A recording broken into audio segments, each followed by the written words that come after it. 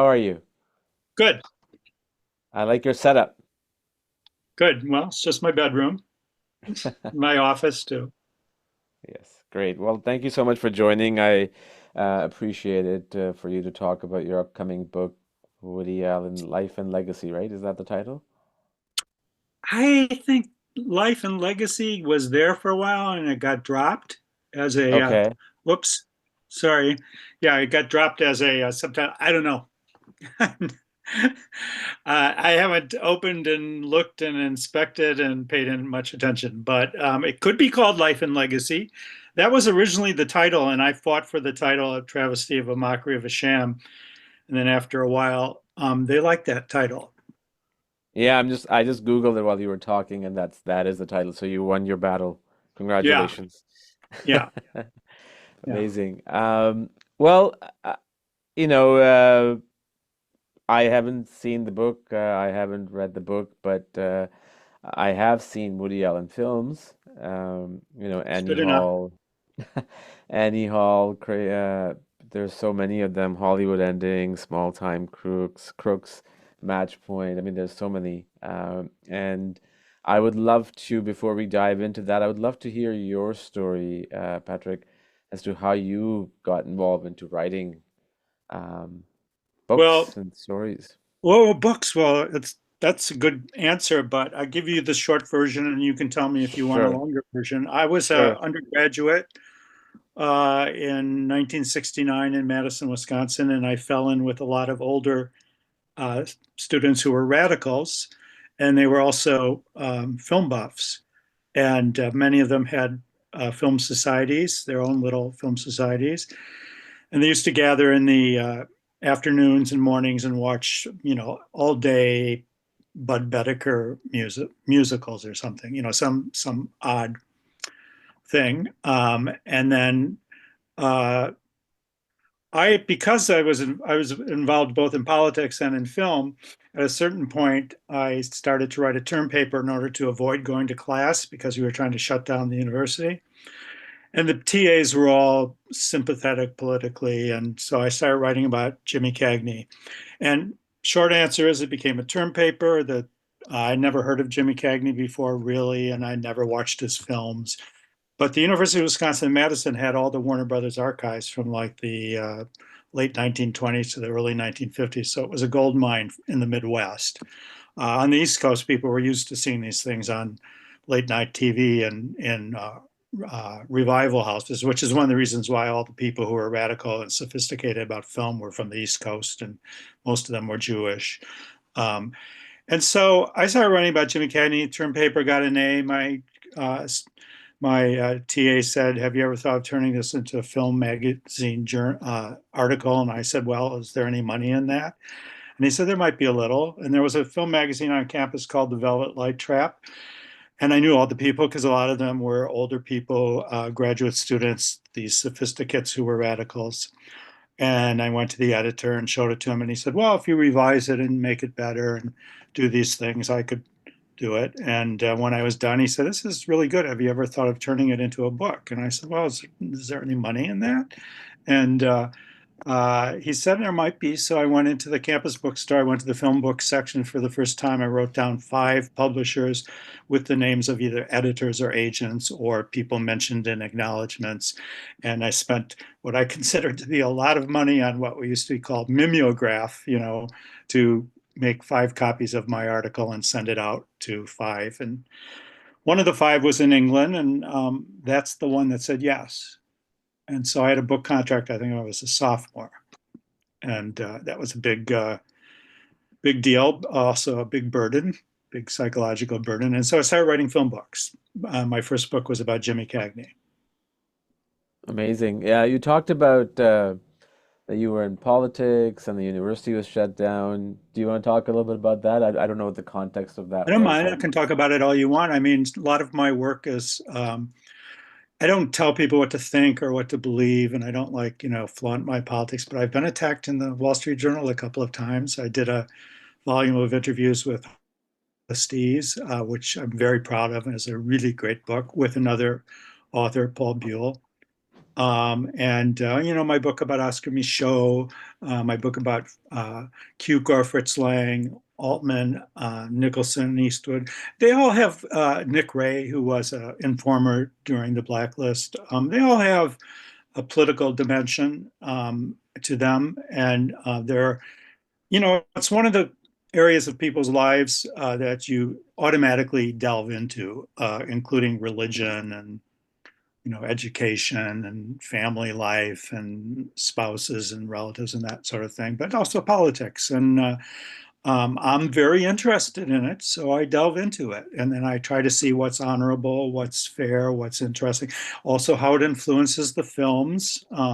In Jimmy Cagney's case, he had been a very left-wing person in his first decade in Hollywood, and he was an emblem to the Hollywood left, and he was very close to Hollywood communists. And then later on, towards the end of his career, he becomes super right wing, and he's very close to people like Reagan and Jimmy Stewart and John Wayne, that wing in Hollywood. And so I found that very, very interesting to trace in the films because the title of the book is Cagney, the Actor as Auteur, which was a very, let us say at the time, uh, brave or quixotic use of that term, which is meant entirely in France at the time as the directors who were auteurs. But I said this, some actors are so important they imprint themselves on their films and they become the auteur.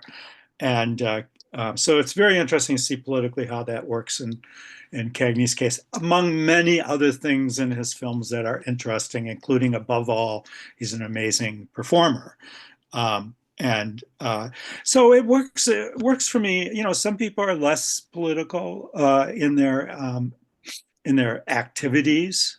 Um, Although I would say, very political sometimes in ways that they don't flaunt in their work. Like, I wrote about Mel Brooks. He's not a very political person up until post age 80, maybe.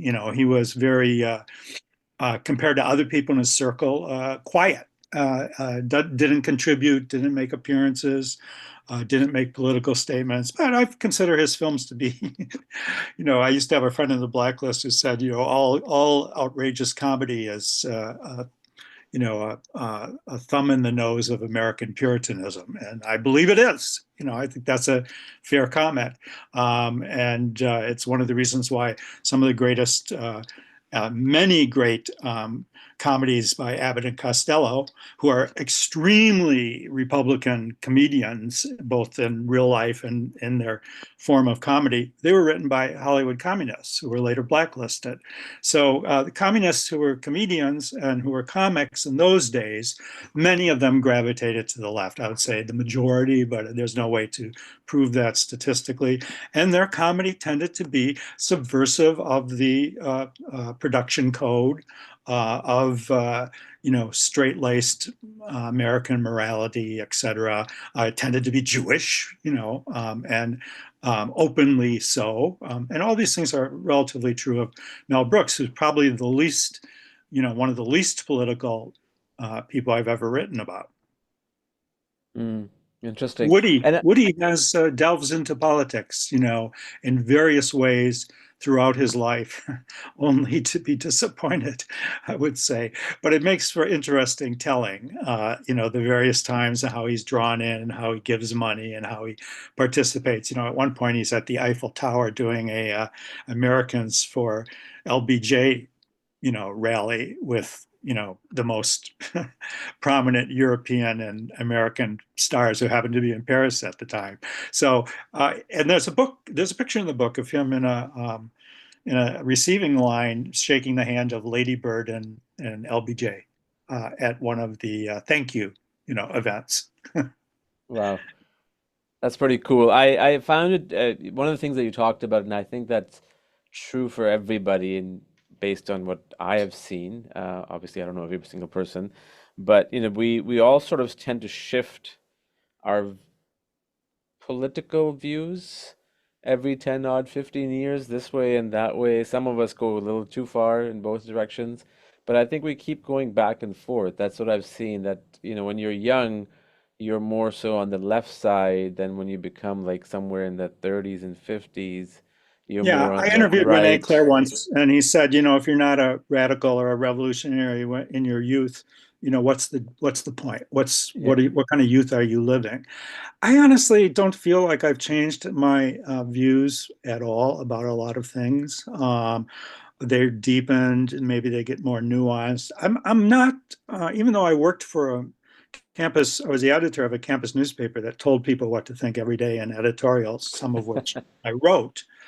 I hated that position. And so I will write books without saying what I think, just telling what I have found out and what I can report. And feel very comfortable doing that, in a sense, leading people to water and letting them decide whether or not to drink. But I it was correct of the Wall Street Journal to attack me twice, and say I was some kind of leftist or some kind of liberal. I am some kind of leftist, um, and I haven't changed my opinions about a lot of things, even though a lot of things have been proven wrong, and a lot of things are bad, that we believed in.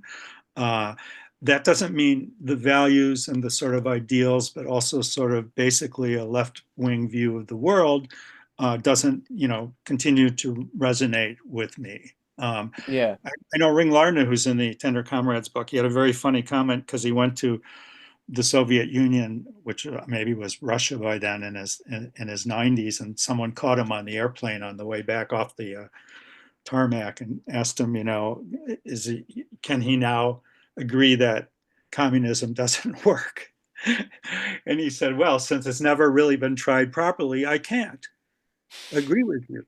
But I'm not saying I'm a communist. I'm just saying that kind of stubborn belief in leftist ideals, I admire in the blacklist generation. I find it in most of the people that I went through the 60s with.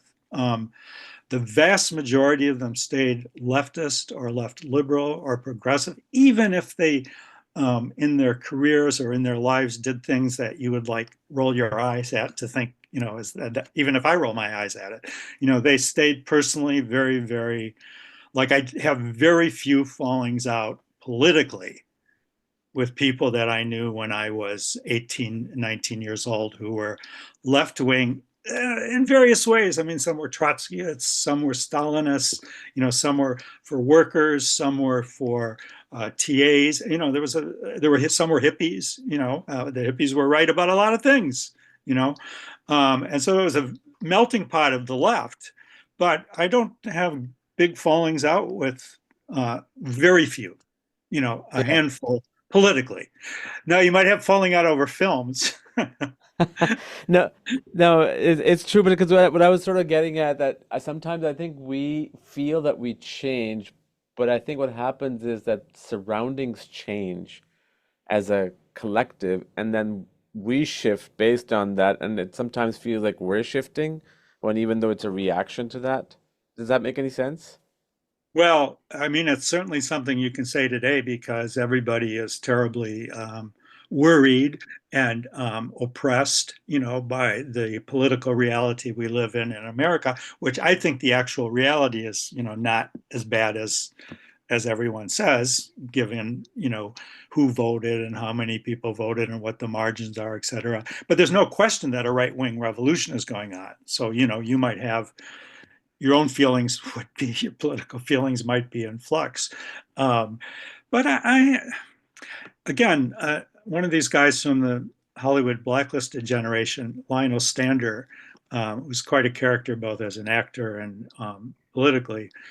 He always used to say, I take the long view." You know, he took the long view about everything, and right up until he was dead, when there was no longer a long view, he was taking the long view. But I think there's wisdom in left. I knew Pete Seeger a little bit. I Mm. knew a lot of very famous, left wing icon figures a little bit, um, and. Most of them, if they were wise, took the long view, and they might be more muted nowadays, um, and they maybe should be, you know, out of concern, for their safety and their good well-being. But I know, yes, you especially, like, I don't know if you have kids. So if you have I do. kids and you have a wife, and then you settle into a house, my brother who was always a lifelong liberal, and he distinguishes himself from being a leftist, but he's very good liberal, as indeed there are some. He would always say to me, "I can't believe you, a leftist with a family and kids."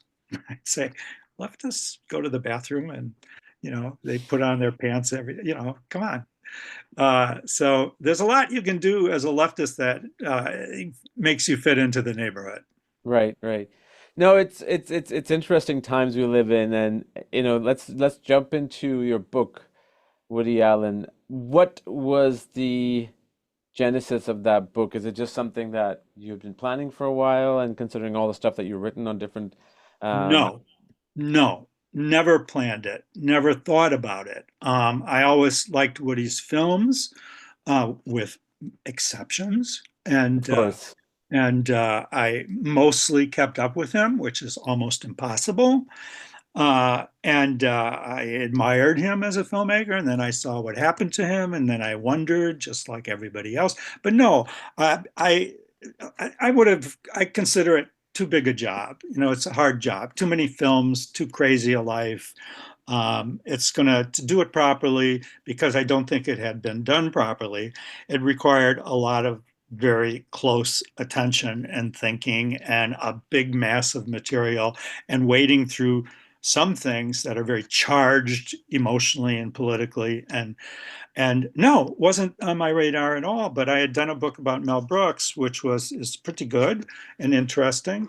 And so therefore I had established my credentials, like in that area, whatever it might be, comedy, Jewish comedy, emerging great Jewish filmmakers of the 60s and 70s.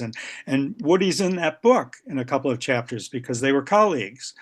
And I didn't want to do Woody, because I didn't want to have to sit down and be very careful to think about everything, including being Jewish, and how that's reflected in his movies. Which, for someone who's not Jewish, and a lot of the people I've written about are Jewish, so I've had to do it several times. It's an onerous task for me, to get into that mindset and try and master it and try and understand it. And I don't get it once and then I'm there. I have to start all over again with each subject. So no, I went through a lot of subjects with my editor at the time, and we had very contentious conversations, politely contentious, but uh, over things he wanted me to do, and versus what I wanted to do. And I was thinking, maybe I won't do anything. I've done a lot.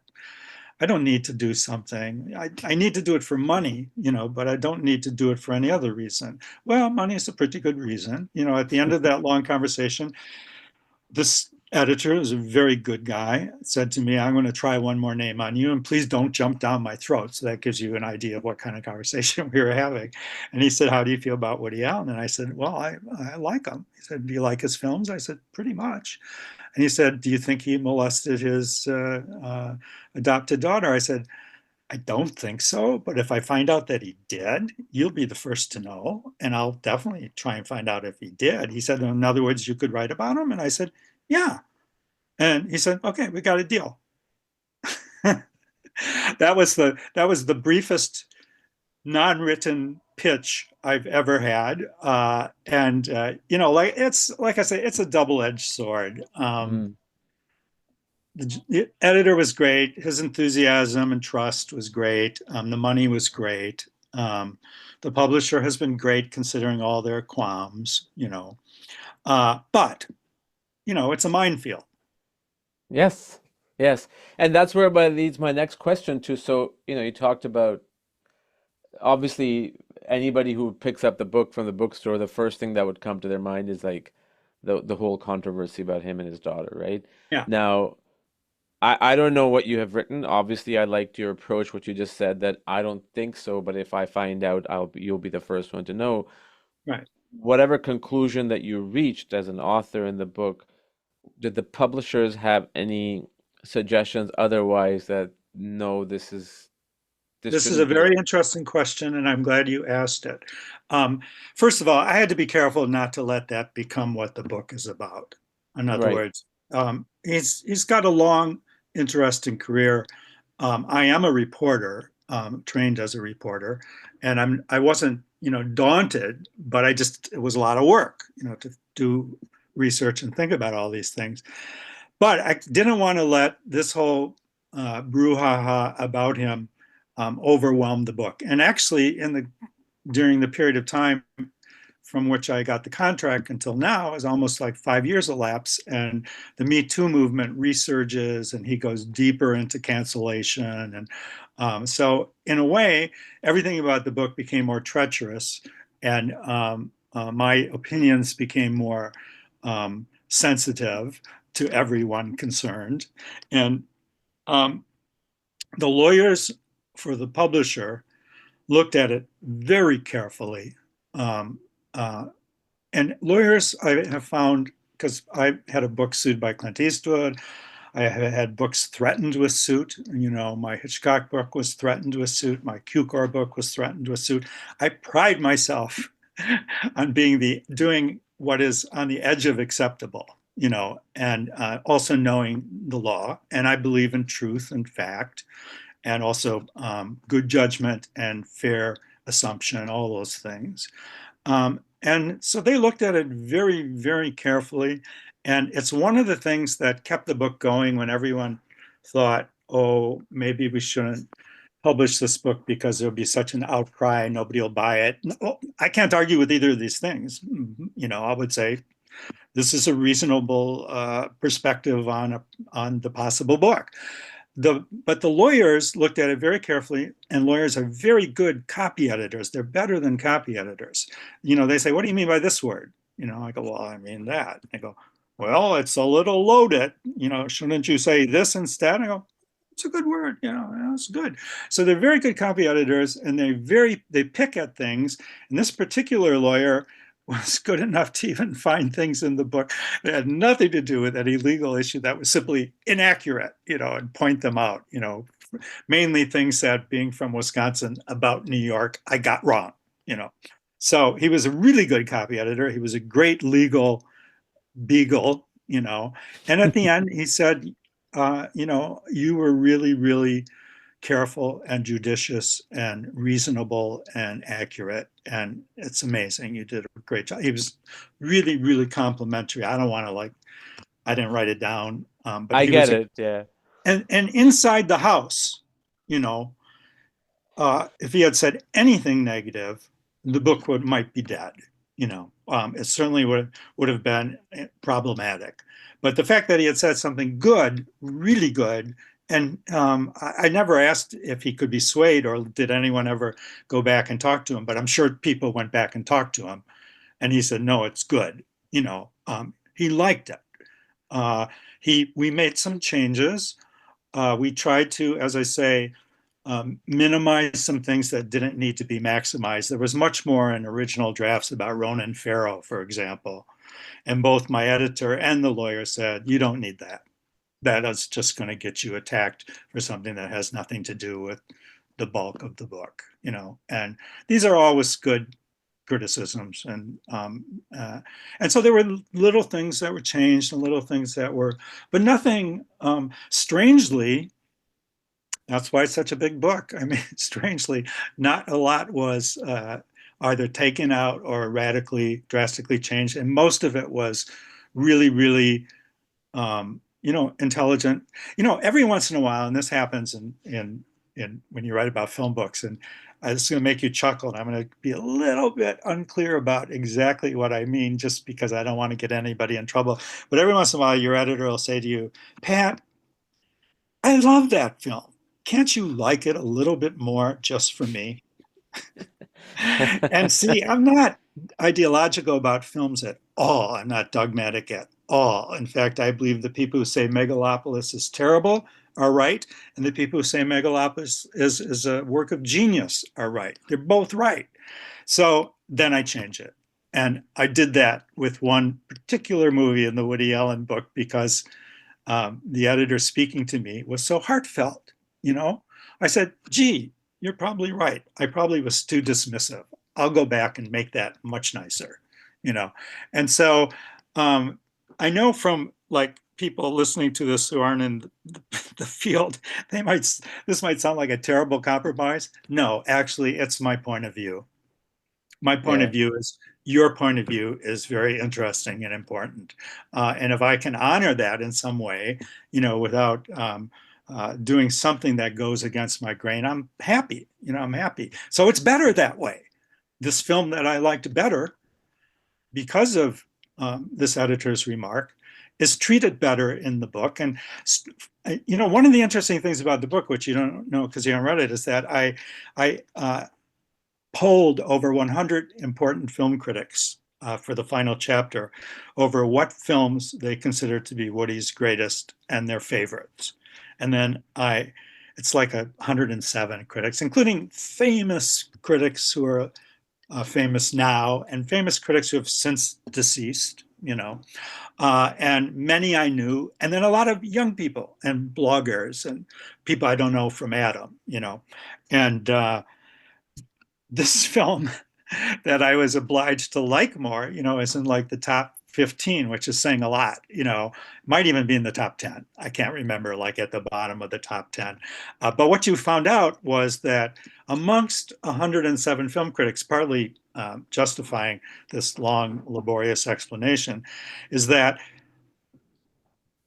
people would say things like Woody didn't make any good movies after 1992. He made too many movies and not many of them were good. But you find out that in the top 10, there's like 4 or 5 after 1992 that got 35 votes out of 107, which is a lot. I'm making up these numbers because I don't Yeah, yeah. remember exactly. But, that in fact, it's a lot easier to list the Woody Allen films that didn't get a vote. One of which is Interiors, which was nominated for like 5, 6, 7 Oscars. So, yes, views change over time, and critical views especially change over time. And but mostly the film critics didn't hold it against Woody that he's been canceled by the culture. Mostly they Mm. did not. In fact, Manhattan is like, I think, number 2. Even though women voted for it, female film critics voted for it with the parentheses. However, I can't stand the relationship between the older guy Woody, and the young girl in the story, and that's considered a kind of seminal work of Woody's, like being grooming young people on screen, in a role. So I find there's a lot of room, especially with Woody Allen, to agree or disagree about that. But number one was Annie Hall. No surprise there. Runaway, number one. No, no qualms about the past. What's your favorite Woody Allen film or top three? Well, sadly, it would be probably Annie Hall too. So I have no headline shockers for you. But I will say that the ones that I would have put in the top 10, or even I asked people to name their top 5, and then we added up all the numbers. We meaning me. But I would have put films in the top 5 that aren't in the top 10, like Stardust Memories or Deconstructing Harry, which I really like those movies. And then I would have ranked some films a lot higher, like I think Match Point is number 7 or 8 or something. Again, I can't remember exactly, but I would have ranked it probably in my top 5. It's hard because Yeah, actually, it when you is hard. sit down, for example, one of the movies that got an amazing amount of uh, votes, and I think is in the top 5, is the one I hadn't thought about it as being so beloved and highly ranked, but it's the one with Mia Farrow where he's a vaudeville booker agent, and the name is escaping me. Everybody loves the movie. There's nothing not to love. It's an adorable, wonderful Woody Allen movie. And I think it got in the top 5. So I would have been tempted. I wouldn't have thought of doing that, but after doing the poll, I'd be tempted to put it in my own top 5 because it is really a perfect movie.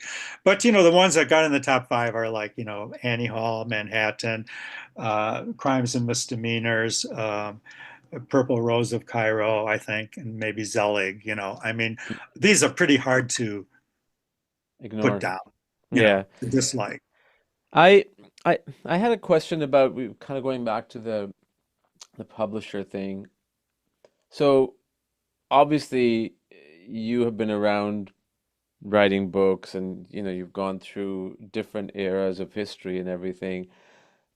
The times that we live in today, right? And that's why I asked you that question. You talked about the Me Too movement as well, is that everybody is like, it's just not even publishers. This is like Hollywood studios, distributors, whatever, whoever is the managing power, producers, they have to have a say, which is good, but more so from a political standpoint. Like, what if this is shown or said, it may offend XYZ, right? Was that the There's a case? lot of that. There's a lot of There, that. there's a lot of that I know right now, but was that the case in the past? 10 years ago, 20 years ago, 30 years ago, 40 years ago? Because I, It was no, but it was said differently, and in some ways was the same thing. So when I pitched my book about Oscar Michaud, even my agent said, "Pat, you're not black," and I said, "Gloria, are you sure? Let's not be too quick about that, And so I pitched it for a while before I got someone to say, "Well, no one else is doing it. You may as well do it." And they didn't know who he was anyway, so they didn't care, or when I did Clint Eastwood book, and it could be called, the the anti-Clint book, in the sense that I took a very critical view of his life and career, which was new at the time. Has now been has seeped into a lot of people's ideas about him, but it was new at the time. And my editor who eventually rejected the book, said more generally than uh, my editor at HarperCollins, who asked me to like a Woody Allen movie a little better. He said, "Can't you like the whole guy a lot better and everything he does a lot better?" And I said, "No, that's not the book. It's not the book. You know, those books are done every year by someone else. Isn't Clint Eastwood a great God?" So that was a kind of conventional editorial wokeness at the time, is what I would call it. But I find wokeness to be, first of all, I'm in favor of it sometimes. I mean, if you say let's be woke about Trump, I'd go great. Let's be woke about Trump. But a lot of times it's by people who discovered Gaza on a map for the first time last year in sophomore courses. So I'm not saying a lot of time, but I've encountered where it is so. And then in publishing, it's publishing has a lot of, I would say, legitimate concerns, including costs, including declining literacy, including aging demographics, including fewer and fewer reviews, fewer and fewer bookstores. It goes on and on and on, even before you get to Woody Allen. So when they say to me, "We're worried about your Woody Allen book," let's say, if they said that, it would be completely reasonable, and I wouldn't take it personally, because then on top of all that, you have the Me Too, cancel culture, woke environment, which is, from my point of view, can become in many instances, or in some instances, a form of blacklisting, without cause or fact. yeah, Um, and they worry about that because they are basically younger editors with basically younger authors and younger readers. And again, you that's a wokeness that I think is understandable, meaning I could see why they would be worried about that. Um, I disagree. I used to think, publishing, there used to be a film books editor at every house who would do it because I love the films and I love the people and I love, and nobody worried about these things per se. And now people worry about them all the time. They say, well, you can't write that book because you're not a woman. see, I find And it's I possible I can't write that book because I'm a woman, but I would kind of like to try. yeah, but the interesting thing is that I find, and I have no hard data to prove it based on what I observe and I see being in the business myself, is that you in any kind of topic, right? And if there's a producer or a publisher or editor or whatever, or even at a news desk, they're worried, okay, we shouldn't to post it like this because it's gonna do this. I'm willing to bet that whatever that is, it's probably going to have the same amount, if not more percentage of people who may agree with it than as opposed to the other way around. So I think it's a good balance. It's important to have people to agree and disagree because that's how you start debate. And when you have Yeah, debate, yeah. And I'm right, not you saying, prosper. yeah, I'm not saying I agree with things like we're talking about that the publisher uses or Yeah, yeah, thinks yeah. of as I don't agree at all. In fact, I think it's cowardly. And I think that's one of the reasons why we're sliding into non-literacy and nobody Yes. caring what fact is, et cetera. And I teach in college, and I mean this nicely, but kids can't read and write. They can't read a book, and they can't write. So um, all these things are part of this general really horrible malaise that our children are going to be grown, and our grandchildren, in my case, are going to be grown into, raised up into. And it's pretty terrible. And yes, I think one of the weapons is a good, intelligent, fact-based, truth-based book that is old school. Yeah, that's what I think. But that's an old school opinion. And if they say to you it's an old school opinion, and Pat, our demographics are changing for bookstores and reviewers and bloggers and podcasters, et cetera. I would say, yeah, I know that's true. I mean, it's true. I do better. Now, I wouldn't say I do better, but I make my living outside of the US in foreign translations. I get the money to write the books in America. Thank you to the publishers and the editors. They give me enough money. It's not a lot of money. It's like a bad school teacher's salary to write the books, but I'm happy about that. I'm happy. And then I make all the rest of my livelihood by foreign rights, translations, sales, appearances, grants, like I've had several Fulbrights, motion picture rights that never eventuate, but you get money for them. You know, I've Mm. had several books that have sold. I have one now, the Orson Welles book is under option, and I get money without doing anything. This is my dream. And this every author's dream is to make more money. See, Stephen King gets more money without doing anything because his books sell. Yeah, yeah. I mean, I can't believe the But in guy still goes on America, writing because books. yeah, he bless him, because Yeah, for his sure. name brings people to books and into bookstores and into reading. And he makes money by selling. But I really, in America, sell very, very modestly, always have. Some books, like the Hitchcock book, started making money after 10 years. Now it makes money every year, good money for me. And it makes money overseas every year for me, mostly in France. And but it didn't make money for 10 years for the American publishers. Well, that's why I edit a lot of books. I've worked for a lot of publishers. I still edit books. I still work with authors who are trying to get books published. There's a reality out there that is harsh. It's harsh reality. It's a very harsh reality. And I've always thought it was a harsh reality, even when it was a nicer reality. But it's possibly harsher than ever right now. Yeah. Yeah, it's interesting times we live in, and I truly feel that telling stories, whether it's in a form of a news article, as long as it's not an opinion, even film, as long as it's not like some sort of a propaganda, but you try to sort of balance it out in some way possible, is probably we need that more than ever before, because either we're this way or that way, and that's not really, and nobody wants to have a debate for the lack of argument, right? And I think debates are something that really, Obama said something. I'm not too crazy about a lot of his policies, but I agree with his statement that he said that when you discuss a topic with somebody, I'm paraphrasing him, he or she may learn something from you, and you may learn something from them. And that's how you prosper.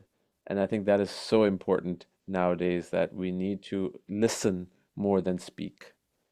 Yeah, I think that's true. And like I say, I'm not very ideological in my books about what I think or say. Yeah, yeah, I know. I always refrain from saying so and so is a great director in print because it just is a bad cliche. and I refrain from giving an opinion on, Woody on his adopted daughter in the book. I let other people speak. And then, so yes, the book should be open to just, it should open a discussion. Um, 100%. just as with the film critics, when I approached them and said, will you vote for your 5 favorite or best Woody Allen movies? Some said, no, I don't want my name associated with Woody Allen. Not because I don't love his movies, but I don't want to be targeted by a mob. Um, People were, oh, that's nice. That opens it up for conversation. There are good movies, which are the better. Why, and there wasn't a lot of that conversation in the poll, but there would be for the book, because I do have, like a human being, when I watch a movie, I like one better than the other. And that either seeps into print or every once in a while it's stated, in a way that's clear. But when someone's made so many movies, uh, as Woody has, it's like more than 50 if you count all the TV and all the actor appearances and things. Um, there's bound to be disagreement. Of course, of I had course. one person who answered the poll and said, "I've never liked Annie Hall. I don't like Annie Hall. I hate Annie Hall." So there's even Annie Hall haters out there, But you can see I'm laughing at it because to me that's the marketplace. Yeah, and it's all, subjective because like for me, all the names that you mentioned, I enjoyed them, but I think personally for me, and that's because I come from a bias of being a director myself, the film that I really enjoyed the most was Hollywood Ending Yeah, because it's about a director who whose films are not working, and then he goes blind, and the gist of the story was nobody cares for the film in the United States, but it becomes a hit in Paris, in France, yeah, right? And I think that's where people sort of align with whatever sort of clicks with them, but that doesn't mean yes, that the film is not good if it doesn't yeah. align with them, And right? I'll So tell you something about Hollywood Ending since you like that film, which is Woody is notorious for, equivocating about his films or saying, well, I tried, but it wasn't that good. Or, people like it. yeah. Maybe that's why it's so doesn't affect me. And like, I don't like it because they like it so much. He liked Hollywood Ending. Oh, he he, did. he always thought it should get better, get better, more money, better reviews. And it's one of the rare movies he confesses to liking a lot.